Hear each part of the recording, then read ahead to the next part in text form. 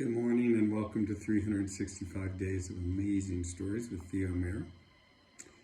Here we are on day 237 and continuing the story of the lame man from Baghdad from 1001 Arabian Nights. You might remember, he's trying to get his head shaved so he can go meet this woman that he's fallen in love with, and he's got this barber that calls himself the Silent One, boasts about being discreet and a man of few words, and yet all he can do is go on and on and on, singing his own praises and talking about how important he is and his worth. And our young man from Baghdad, he knows there's no way of getting rid of this guy. He's like, he can't. And so he, in his mind, everything that he tries to do to get rid of him, even asking him to go outright, the guy won't go. He just thinks that he's like so important to keep around. And so the young man, he just is trying to figure out, okay, now what can I do? What is it that I can say? What plan can I make up so that this guy will leave me alone and get out of here? And he finally, well, he even is lying to the guy about what he's going to do. You know, he says he's going to go meet this young woman, but then he has a party to go to, and the barber's like remembers that he's got a party that he's thrown. So the young man says, "Look, I'll give you all the food, wine, incense, perfumes that you need to throw your party, and take it and get out of here, but finish shaving my head." And so the barber, he's like thankful, he wants to see everything. He just keeps taking all this time. And the hour when the young man needs to leave in order to, meet with his destiny and have this rendezvous with this young woman, it's getting closer and closer, and he just is unable to make it happen.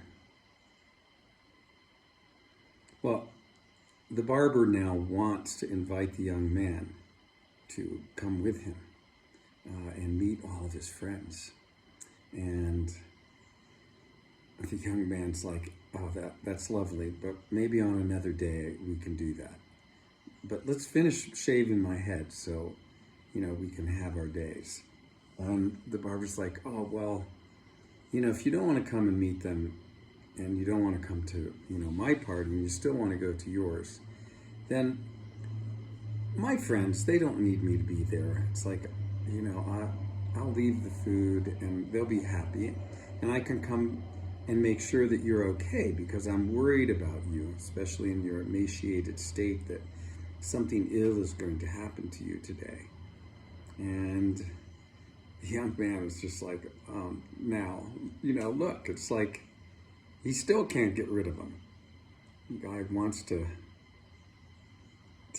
come with him. And the barber describes all of his friends, the garbage man and the meat man, and just like one after another, he talks about his friends and how amazing they are and how discreet they are, and how if, the young man would only come and meet them, they will become his new friends, and he won't even want to hang out with his old friends anymore because they're just so cool.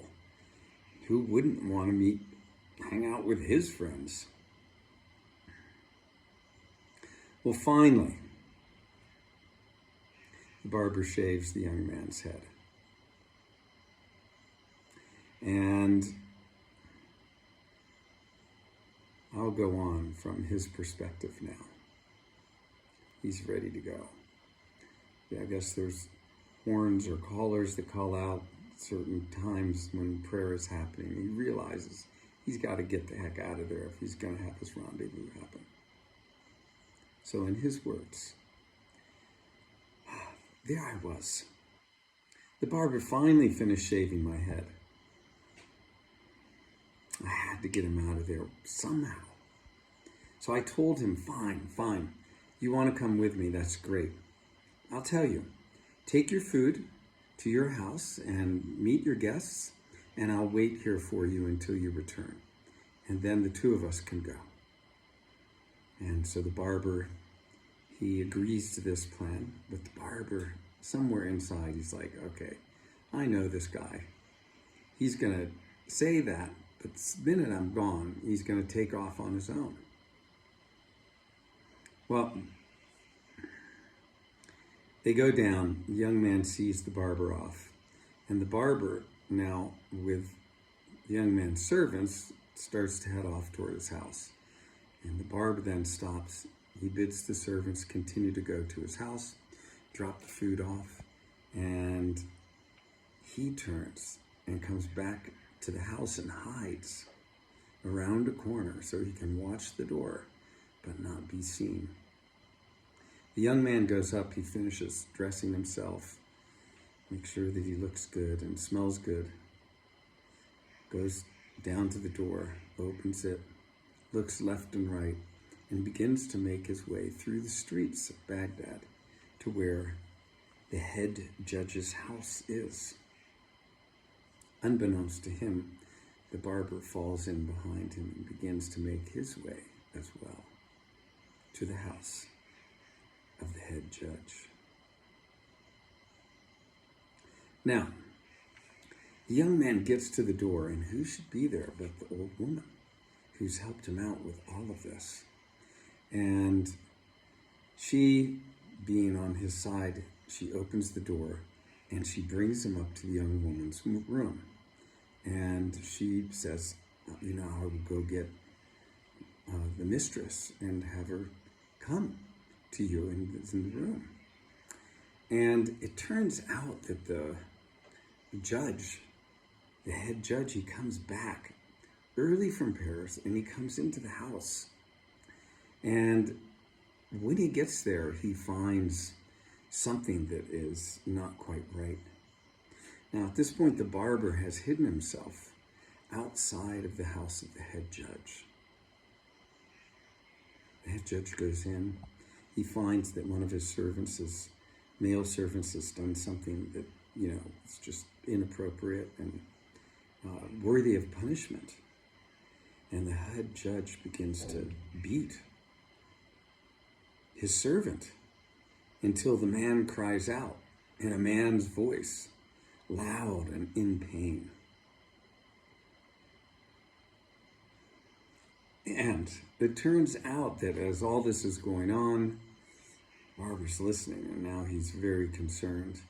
And there's a female servant that the male servant calls out as being one of the problems as well. And she's called for, and now she is beaten as well. And she screams out.